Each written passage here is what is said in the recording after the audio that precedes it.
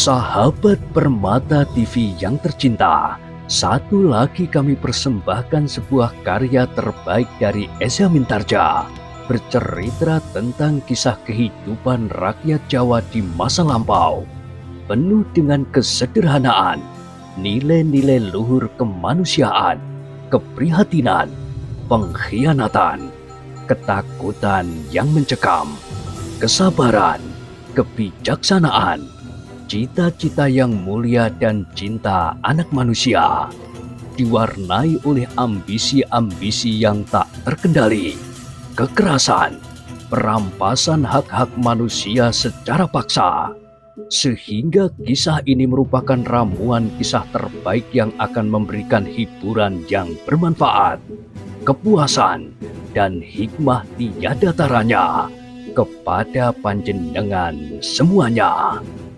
Dengan judul Tanah Warisan. Pada kesempatan yang sangat baik ini, kita masuk pada seri yang ke-28. Selamat menikmati.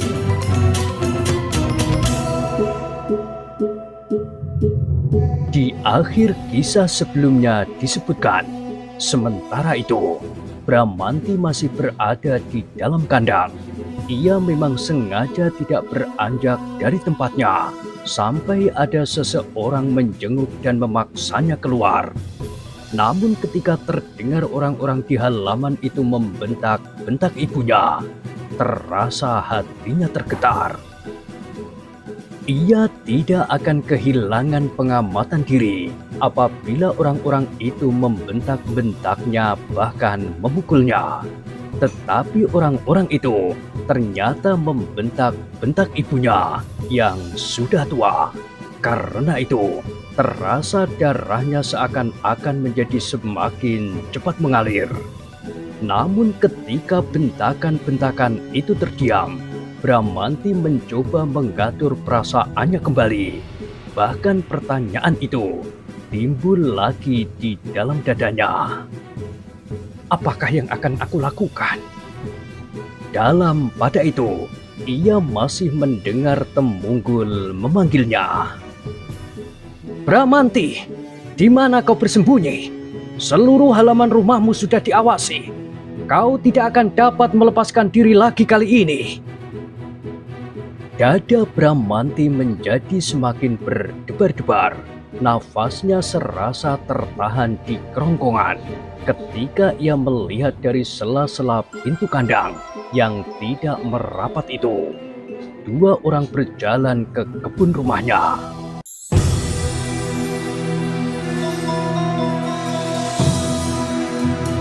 Kalau kau tidak keluar, Bramanti, suara Temunggul terdengar lagi.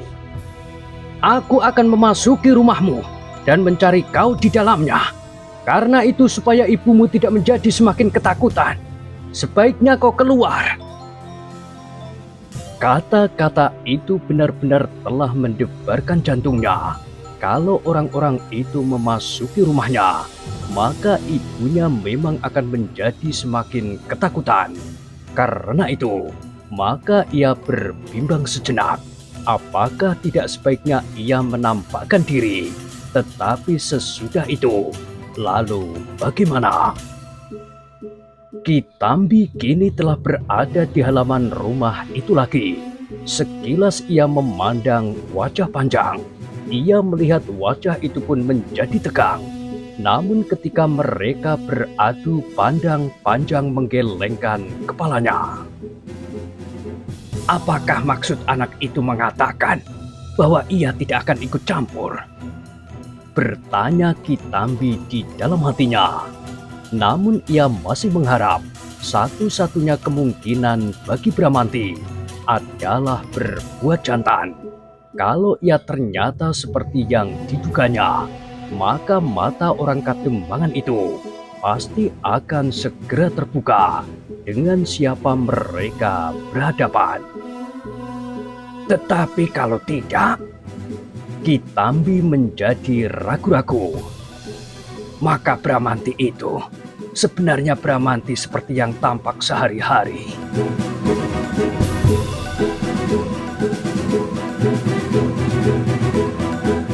Tambi mulai dirayapi oleh kecemasan di dalam hatinya. Namun kemudian ia berkata di dalam hatinya, "Aku sudah berjanji untuk melindunginya. Apapun yang terjadi, akan sia-siakah perjalananku selama ini kalau aku tidak berhasil melepaskan Bramanti dari tangan mereka? Aku yakin bahwa tidak semua orang akan berpihak kepada Temunggul. Setidak-tidaknya Panjang. Bahkan mungkin aku akan dapat menakut-nakuti orang-orang ini dengan lencana Panggiring. Kalau terjadi apa-apa atasku yang telah mendapat lencana candi ini, Panggiring tidak akan tinggal diam. Dan Panggiring adalah kakak Bramanti. Betapapun hubungan yang kurang serasi di antara mereka." Keputusan itu telah memantapkan sikap Kitambi, sehingga kini ia tidak lagi menjadi gelisah. Ia berdiri dengan kaki tegak di halaman beberapa langkah dari Gedemang.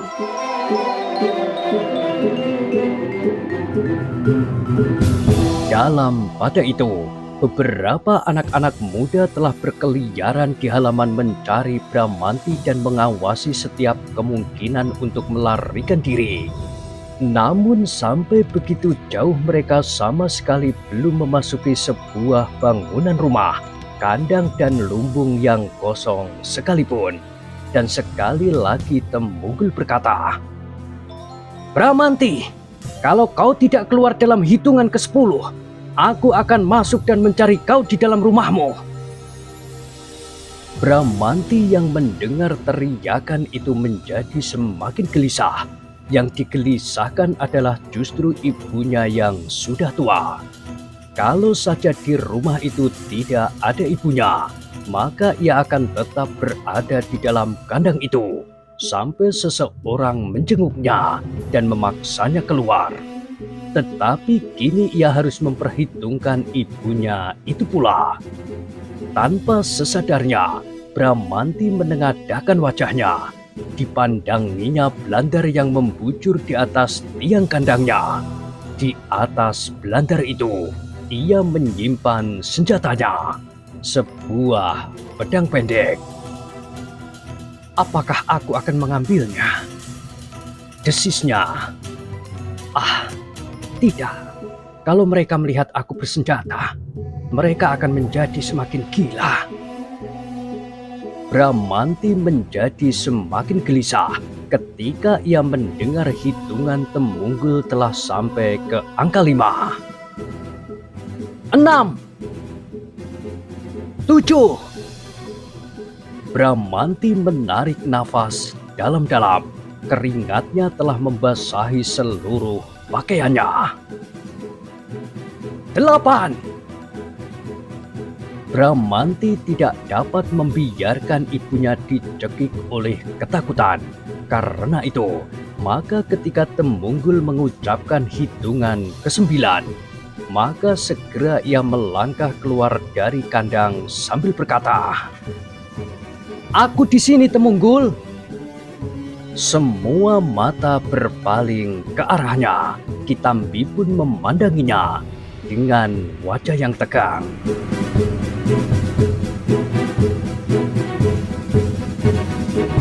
"Ha! Bukankah kau berada di situ?" berkata Temunggul. "Aku sudah pasti bahwa kau berada di dalam kandang. Karena Kitambi keluar dari tempat itu juga. Kau sengaja akan menjebak kami. Kenapa kau tidak masuk saja ke dalamnya?" potong Kitambi. "Dan kenapa kau pakai cara itu untuk memancingnya keluar? Setiap orang yang waras memang tidak akan tega membiarkan ibunya diburu oleh ketakutan. Hanya orang-orang yang tidak berperi kemanusiaan sajalah yang mempergunakan orang-orang tua untuk kepuasan hati."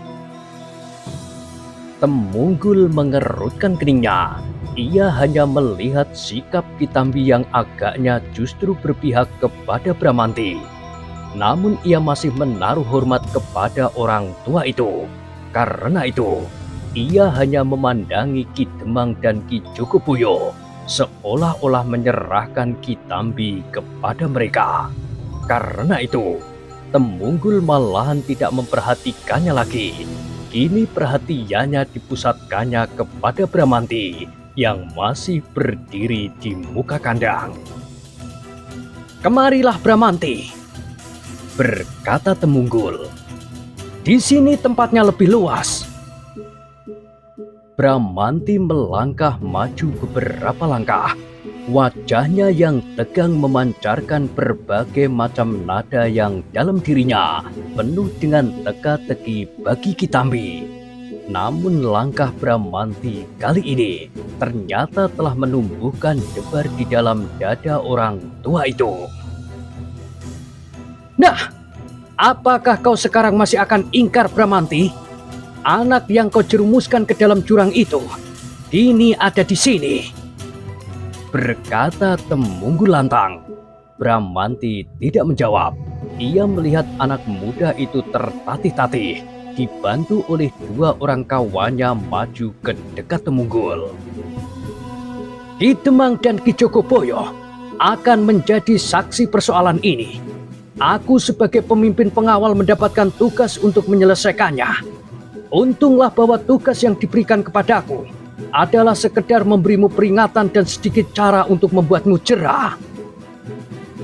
Bramanti masih belum menjawab, tetapi adalah di luar dugaan bahwa ia justru melangkah maju. Tatapan matanya kini langsung menusuk ke wajah anak yang terluka itu. "Kau telah menjerumuskan aku." Anak yang terluka itu berbisik. Bramanti masih tetap berdiam diri. Kini ia berdiri di dalam sebuah lingkaran yang menebar di halaman rumahnya. "Hei, bukankah kau telah mendorong aku masuk ke dalam jurang?" Bramanti tidak menyahut. Tetapi ketika ia melangkah maju, anak muda itu tiba-tiba menjadi gemetar. "Bramanti, jawablah!" bentak Temunggul. "Temunggul." Nada suara Bramanti terdengar berat dan dalam. "Sebenarnya kau tidak perlu bertanya kepadaku. Kau tahu persoalan yang sebenarnya terjadi. Ayo, katakanlah apa yang telah terjadi sebenarnya. Kalau kau benar-benar seorang pemimpin, dan lebih dari itu, kau memang seorang lelaki jantan, maka kau pasti akan berani berkata yang sebenarnya." Jawaban Bramanti itu sama sekali tidak diduga-duganya. Tatapan mata Bramanti yang lurus dan kata-katanya yang tegas telah membuat dada Temunggul menjadi berdebar-debar. Sejenak ia terdiam, namun sejenak kemudian dipaksanya dirinya untuk mempertahankan tuduhannya. Ia tidak dapat mundur lagi. Di halaman itu berdiri banyak orang yang akan menjadi saksi. "Aku tidak usah mengulanginya. Anak itu telah mengatakannya." Kini wajah Bramanti menjadi merah. Darah mudanya mulai bergolak di dalam dirinya. Ia telah merasakan banyak sekali penghinaan. Tetapi tuduhan yang licik ini membuat jantungnya menggelegak. Telah sekian lama ia dihinakan. Sampai kapan? Ya, sampai kapan? Seperti yang selalu ditanyakan oleh Kitambi kepadanya. Namun sebelum Bramanti menyahut, semua orang berpaling ke arah sebuah suara. "Aku meragukan keterangannya." "Panjang," desis Temunggul. "Kau Panjang, apakah kepentinganmu dengan kata-katamu itu? Kau tidak melihat peristiwa ini terjadi." "Apakah kau juga melihat, Temunggul?" bertanya Panjang. Pertanyaan itu pun telah mendebarkan dada Temunggul. Ia tidak dapat segera dapat menyahut. Namun terbata-bata ia berkata, "Tidak, aku tidak melihat. Tetapi bukankah anak ini telah mengatakannya?" "Justru kata-katanya lah yang aku ragukan." "Tutup mulutmu," bentak Temunggul. Apakah kau juga harus mendapat hukuman seperti Bramanti? Aku hanya ingin melihat kebenaran. Menurut keyakinanku, bukan itulah yang terjadi sebenarnya. Tetapi aku tidak tahu apakah yang telah terjadi itu. Bahkan aku lebih percaya kepada Bramanti bahwa seharusnya kau tidak usah menanyakannya kepadanya karena kau mengetahui persoalan yang sebenarnya. Diam! Temunggul berteriak keras-keras, tetapi Panjang justru melangkah maju. Namun tiba-tiba langkahnya terhenti ketika Ki Joko Boyo membentak. Kau berhenti di situ, Panjang. Kau jangan mengacaukan persoalan ini. Persoalan ini adalah persoalan Temunggul dan Bramanti. Tidak. Yang menjawab adalah Kitambi. Persoalan ini adalah persoalan kita semua. Apakah kita berani melihat kenyataan? Ataukah kita ingin selalu dibayangi oleh mimpi dan tidur yang lelap? Nah, Ki Joko Boyo, kau adalah orang yang paling berkepentingan di samping Ki Demang. Sekarang, cobalah beranikan dirimu mendengarkan tidak hanya suara Temunggul dan orang-orang yang selalu dekat padamu. Kau harus berani mendengarkan suara orang lain. Suara Panjang, suaraku, suara Bramanti, dan suara orang-orang lain lagi. Ki Joko Boyo menjadi gemetar mendengar kata-kata Kitambi itu. Dengan wajah yang merah, ia berkata, Akulah Joko Boyo di sini, bukan kau. Aku tahu, dan justru karena itulah, maka kau harus berdiri tegak di atas alas yang adil. Kaulah yang justru harus berani mendengar banyak keterangan dan kemudian mempertimbangkan manakah yang meyakinkan dan dapat dipercaya. Ki Joko Boyo menggeram, tetapi ia tidak segera menjawab. Kata-kata Kitambi itu dapat menyentuh perasaannya, sehingga karena itu ia seakan-akan membeku di tempatnya. Nah, sebaiknya siapa yang akan berbicara? Berbicaralah, berkata Kitambi selanjutnya.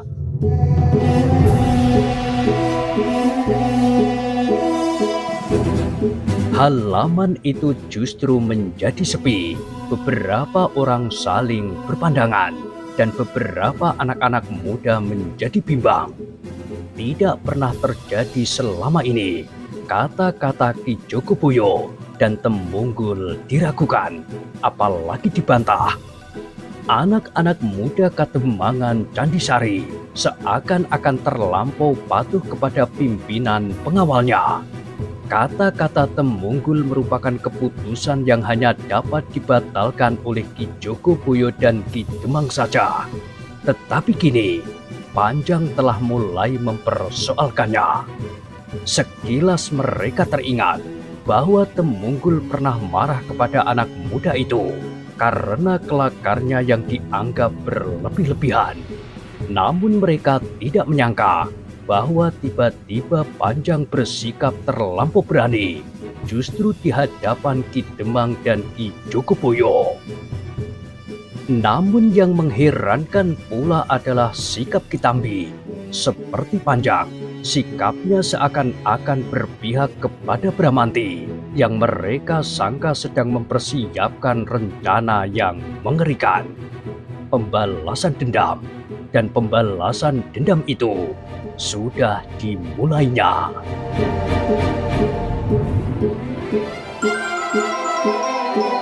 Kesepian itu menjadi terlampau tegang.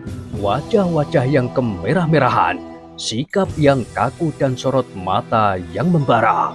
Sementara matahari serasa telah membakar halaman rumah itu. Kesepian itu kemudian dipecahkan oleh suara Ki Demang lantang. Aku percaya kepadanya, Temunggul, kepada anak yang terluka itu. Nah, sekarang terserah kepadamu, apakah yang akan kau lakukan? Beberapa orang terkejut mendengar keputusan yang tiba-tiba itu, apalagi Kitambi, Panjang dan Bramanti sendiri. Sejenak mereka memandang wajah Ki Demang dengan tajamnya. Mereka melihat sesuatu yang tidak wajar pada wajah itu, tetapi mereka tidak mengerti apakah sebenarnya yang tersirat dalam keputusan itu. "Terima kasih," sahut Temunggul. "Sekarang tuntutan bertambah. Selain Bramanti, agaknya Panjang pun telah melakukan perlawanan atas pimpinannya."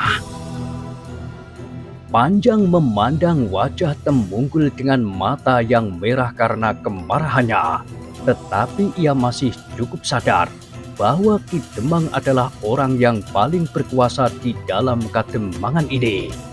Yang mengherankan adalah pertanyaan Kitambi. "Hei, Temunggul, kau telah melupakan aku. Apakah aku tidak kau hukum sama sekali?"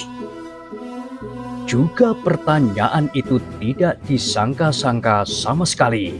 Karena itu, Temunggul tidak dapat segera menjawab. Dipandanginya saja wajah Ki Demang dan Ki Jogoboyo, seolah-olah minta pertimbangan kepada mereka apakah yang sebaiknya dilakukannya.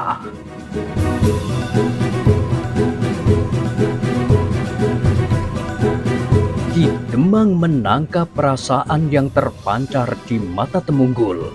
Karena itu, maka katanya, "Serahkan yang tua kepada yang tua. Aku akan dapat memberinya penjelasan apa yang sebenarnya telah terjadi." Tetapi yang lebih mengejutkan lagi, justru karena Kitambi tertawa. "Penjelasan apakah yang dapat kau berikan, Ki Demang? Aku kira kau hanya akan mengulangi kata-kata anak muda yang terluka itu dengan sedikit penjelasan, alasan-alasan, dan mungkin pertimbangan sekedarnya. Tetapi seperti Panjang, aku meragukan keterangan itu. Aku meragukan keterangan Temunggul. Sayang, Temunggul yang selama ini aku kenal sebagai seorang anak muda yang bertanggung jawab. Namun tiba-tiba saja, ia telah berubah. Aku tidak tahu pasti apakah sebabnya." Temunggul menggeram. Betapa ia menahan dirinya supaya tetap menghormati orang tua yang satu itu. Namun hampir-hampir ia tidak dapat mengendalikan dirinya.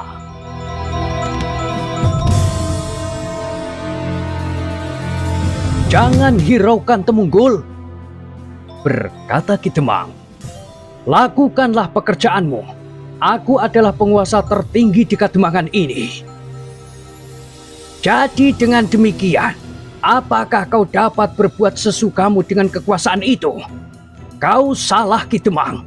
Kekuasaanmu itu berasal dari kami sekalian. Kau tidak dapat menggunakan kekuasaan itu sesuka hatimu tanpa menghiraukan pendapat kami."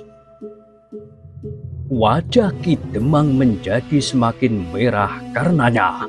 Meskipun ia tampak berusaha untuk mengekang diri, namun terloncat pula kata-katanya. "Kitambi, kami semuanya menghormati kau sejak sebelum kau meninggalkan kampung halaman. Tetapi tiba-tiba kau berbuat sesuatu yang dapat mengguncangkan perasaan kami." "Aku berbicara atas keyakinan, Ki Demang.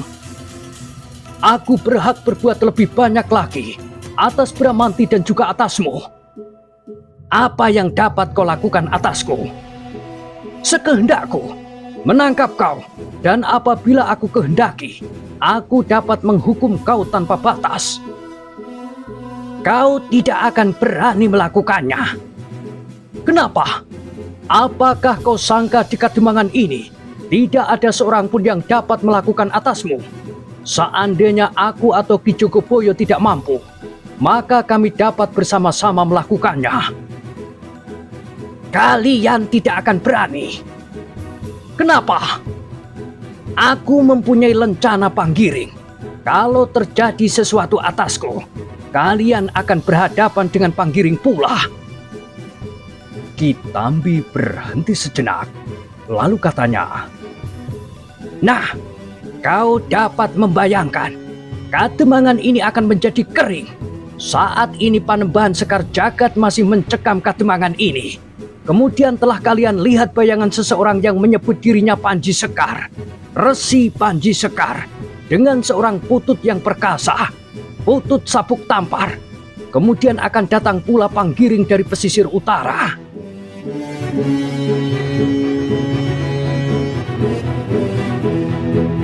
Wajah Ki Demang yang merah menjadi semakin merah, tetapi sejenak ia membeku di tempatnya.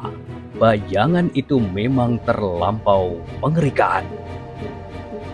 Ki Jogoboyo, Temungkul, Panjang dan anak-anak muda yang lain pun terdiam di tempatnya, seakan-akan dicekam oleh kecemasan yang dahsyat.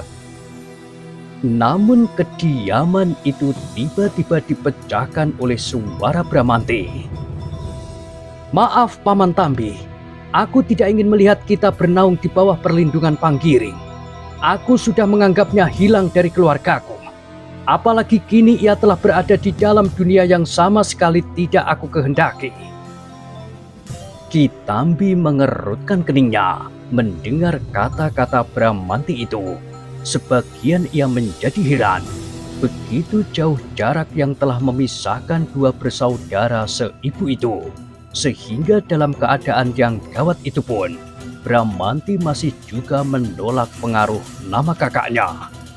Namun di bagian lagi ia menjadi sedikit berpengharapan bahwa dengan demikian Bramanti akan berdiri di atas kemampuannya sendiri.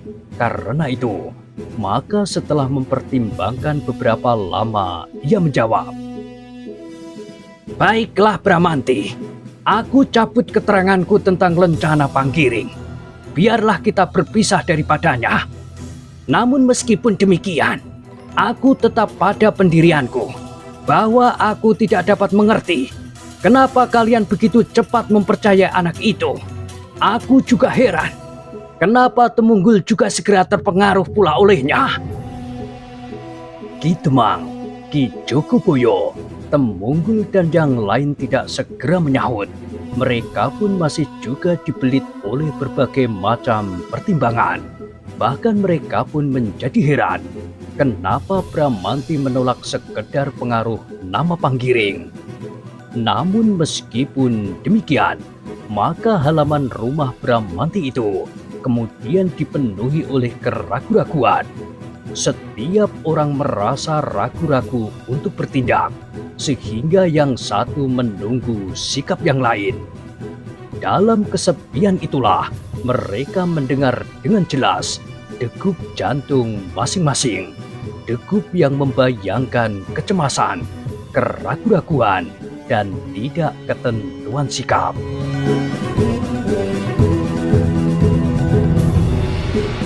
Namun dalam pada itu, dendam Temungkul kepada Bramanti masih belum mereda dari dadanya. Ia masih menunggu kesempatan yang akan diberikan oleh Ki Demang. Apapun akibatnya, ia ingin berkelahi seorang melawan seorang dengan Bramanti, supaya ia mendapat kepuasan untuk berbuat sesuka hatinya. Tetapi Ki Demang tidak segera memberikan isyaratnya. Agaknya ia benar-benar terpengaruh oleh kata-kata Ki Tambi tentang beberapa pihak yang seakan-akan sedang membayangi kademangan ini dengan cara dan kepentingan masing-masing. Namun ternyata Temungkul itu tidak dapat menahan hati lagi. Karena Ki Demang masih saja berdiam diri, maka Temungkul pun bertanya kepadanya, "Bagaimana dengan anak ini, Ki Demang?" Ki Demang masih saja ragu-ragu, namun kemudian ia menganggukkan kepalanya sambil berkata, "Lakukanlah." Ki Tambi mengerutkan keningnya, sedang Panjang bergeser selangkah maju. Tetapi mereka tidak segera berbuat sesuatu. Meskipun mereka berpijak pada alasan yang berbeda, namun keduanya mengharap bahwa Bramanti kali ini tidak akan sekedar membiarkan dirinya terhina. Nah, bukankah kau sudah mendengar Bramanti? Desis Temunggul kemudian sambil melangkah maju. Tetapi aku bukan pengecut. Aku tidak akan melakukannya seperti seorang yang menghukum pencuri ayam di kandang tetangga. Tidak. Aku akan berbuat seperti seorang laki-laki. Aku minta kita berkelahi. Aneh. Desis Bramanti. Kalau kau anggap aku bersalah dan kau sudah mendapat wewenang untuk melakukan hukuman atasku, kenapa kau memilih jalan yang sulit itu? Bukankah kau tinggal memilih cara apakah yang kau kehendaki? Apakah kau ingin membawa aku ke tebing itu dan menjerumuskannya? Atau cara apapun yang kau ingini? Dada Temunggul berdesir. Kali ini ia menjumpai banyak hal yang tidak terduga-duga. Kali ini ia tidak melihat wajah Bramanti yang ketakutan dan kakinya yang gemetar. Kali ini ia tidak melihat anak itu merengek-rengek seperti perempuan cengeng. Tetapi kali ini ia melihat sorot mata Bramanti memancar langsung, menembus ke pusat jantungnya. Bahkan ketika ia melangkah selangkah maju, Bramanti pun maju selangkah. Hei, apakah Bramanti telah menjadi gila? Bertanya Temunggul kepada diri sendiri. Temunggul, terdengar suara Bramanti yang berat. Cepat, lakukanlah supaya kau mendapatkan kepuasan. Tidak usah dengan perkelahian dan segala macam alasan tentang seorang laki-laki. Bukankah kau sudah mendapat kepastian bahwa aku tidak akan dapat melawanmu? Kau sudah melihat beberapa kali. Aku tidak dapat melawan siapapun di Kademangan ini. Bahkan terhadap Suwelo pun, aku tidak dapat berbuat apa-apa ketika ia mencambuk aku di arena. Apalagi kini kau sendiri yang akan melakukannya. Bukankah itu tidak akan berarti apa-apa? Apakah kau sekedar ingin mendapat julukan bahwa kau berbuat dengan jujur sebagai seorang laki-laki tanpa mempergunakan pengaruh kekuasaanmu? Pertanyaan yang bertubi-tubi itu memukul dada Temunggul, sehingga Bramanti masih saja mengucapkan kata-kata itu. Temunggul berteriak, "Diam! Diam kau!" "Kenapa Temunggul?" bertanya Bramanti. "Kenapa kau tidak berani mendengarkannya? Sudah tentu bahwa kau tidak akan berbuat demikian. Sudah tentu kau tidak hanya akan sekedar memanfaatkan kemantapan anggapanmu bahwa aku pasti tidak akan mampu melawan. Apakah memang kau hanya berani berbuat demikian terhadap aku dan orang-orang yang tidak berdaya lainnya? Diam! Kalau tidak, maka kau pasti akan mengambil jalan lain yang lebih mudah bagimu. Mengikat aku, kemudian memukuli sepuasmu. Tidak usah dengan sebuah barisan seperti hendak pergi ke peperangan, karena kau tidak memerlukan orang yang akan melihat pameran kemenanganmu. Tapi sayang, kemenangan atas seseorang yang memang sudah diketahui tidak berdaya." "Diam kau! Diam!" Temunggul tidak dapat menahan diri lagi. Dengan tangkasnya ia meloncat dan menampar mulut Bramanti sekuat-kuat tenaganya.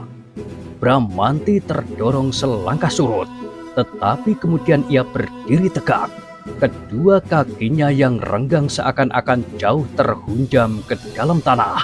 Meskipun demikian, Bramanti tidak bersikap untuk melawan.